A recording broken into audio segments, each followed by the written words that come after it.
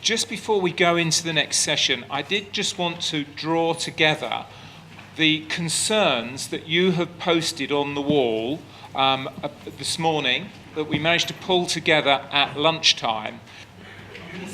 If you remember, there were 3 different categories at which you had to post them in. The first one were internal concerns. The second group were external but local issues that were causing you concern. And the third group were the national issues that are causing you concern. And I just want a show of hands for all those people that felt that it was the national issues that are causing the greatest concern. Show of hands. What have we got there? 1, 2.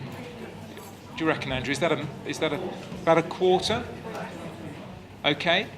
All of those that feel that it's the external issues that are local to you that are causing maximum concern. Well, the external to you as a practice, but they're local in terms of being in the locality. In other words, regarding CCGs and so on. Okay? No, you can only have one vote. Similar? Okay. And then all of those of you who felt that actually your major concerns are internal within the practice. Some people are voting. Well, you might be interested to know that the internal concerns were the ones that won by far.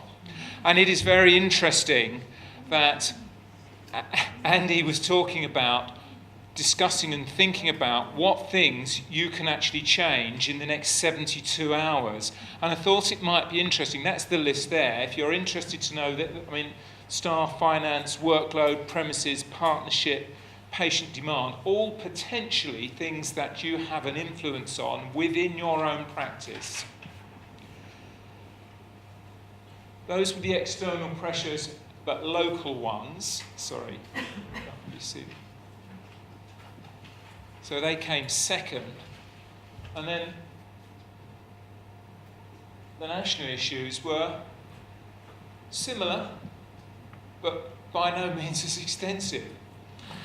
So what I'd quite like you to do, just for 5 minutes before we get into the question time, I just want you to sit and think about those internal pressures that you identified. They're your pressures that you identified. Just something that you might do, bearing in mind what Andy was saying earlier this afternoon, to try and change one of those internal pressures. I'll just give you 5 minutes before we start the final question session. And if any of you do have to leave, can you please make sure you fill out the evaluation form for us, because it's critical for any further conferences that we might hold. So I'll give you 5 minutes. Andy pointed out to me that one thing that has come out today is the enormous time pressures that you all have. And we quite clearly understand that, but funnily enough, you don't have time not to get hold of get a grip on your time and really make sure you organise and prepare. And I don't know whether you've come across, The 7 Habits of Successful People by Stephen Covey. If any of you have read that, it's really worthwhile. One of the very, very things that he starts with in that book is all about making time to invest better in your own time and making sure that you're using your time effectively and efficiently. Because if you don't, you're going to spend one hell of a lot longer sorting the problems out, and that's the key. We've also heard an enormous amount today from Andy, and I think it's fed through today. It's about leadership and the culture within the organisation, and we've got to really think about how we change that leadership culture that you're currently facing at the moment with doctors that aren't truly engaging with you as practice managers. I haven't got a simple answer, but if you've got some simple answers or you think there are things that we can do to help, then please let us know. But it has made us think about, do we run a very, very similar conference for GPs in the very near future and start asking them that very question? I think it's time for me to shut up. I think it's time for you to ask our experts some questions. Simon, can I invite you? And Andrew, are you available to come and talk as well? And certainly I'll chip in with some of the answers as well. Are you going to please do, Patricia? There we are. Thank you. And I think if you want to know how to change your sex life, Andy's up for a few questions as well. So, over to you. Any questions for our panel here?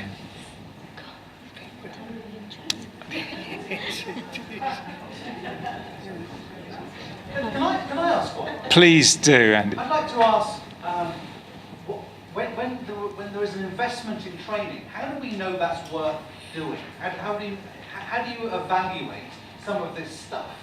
I know you're a trainer, I know you're a coach, I know specifically you go to these practices and do things, but when you see a price, how do we know we're getting value for money? How do we know that there's a return on that investment?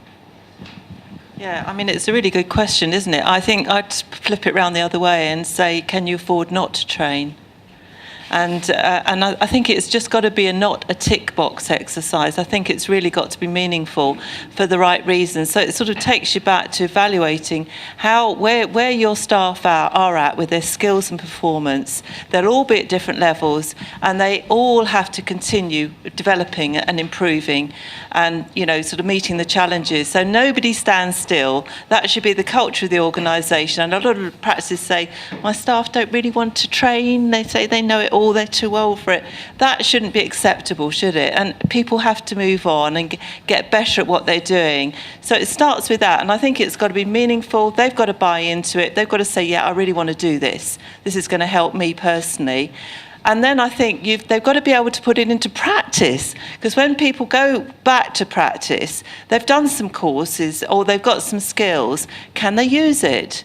I think the practice manager has to say, well, hey, great.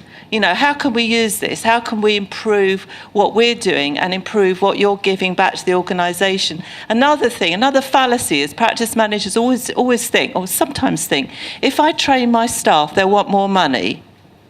But actually, they don't. It's not about that. People don't necessarily focus on that. Am I right in that? It's not necessarily about more money. It's about actually that they are developing themselves. It's more interesting for them. They're doing different things. I think it's. I think that's. I don't know if Simon's got anything to add on that. Myself, train a nurse. The first thing she comes back is with, now she's got new skills. Sure. Well, I mean, nurses are the exception. We've always got some, haven't we? Somebody once said to me, supposing I train them and they go and they leave. I said, suppose you don't train them, the buggers stay. Yeah. That's a good point. If I could just add from an ACAS perspective, we do provide training for all parties, but often managers and employers. In terms of employment training, I think you've got to be clear about what the outcomes you want in the workplace are. Some examples from clients I've done work with could be increased levels of performance. It could be increased standards of skills, management skills, for example, improved team working. It could also be, in employment terms, less disputes, less grievances, less disciplinary cases, less performance issues, and stress can be an issue, and a sign of stress quite often is absence levels. So some work I've done for clients has had the specific objective to decrease absence levels. They're just some examples. I think the process of agreeing that is a conversation between the trainer and the organisation beforehand. What do you want the training for? What do you want to achieve? Or as Andy has been saying, what do you want to change? Okay.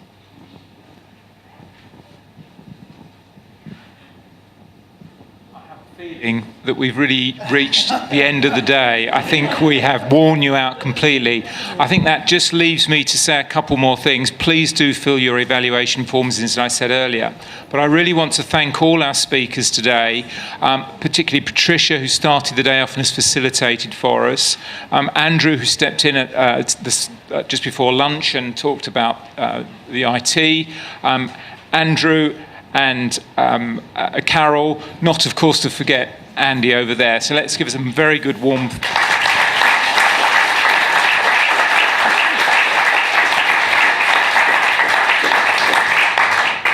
Finally, of course, I'd like to thank my team who've put on another very good day. Got the administration timings absolutely spot on, as always. Well done, Viv and the team. Thank you. And finally, just to say, there's a certificate in the back of your packs. I expect you've already found it. Please do come back to us if you think you have any questions after today. We're really pleased that we've been able to record it. It's been an absolute experiment for us today. We'll see how well that's come out. If there's something that you fell asleep during, you may well find it on the website in the next few days. Otherwise, do recommend to your colleagues that they might like to see it as well, and we'll post it on the website as soon as we possibly can. Have a safe journey home, all of you. Goodbye.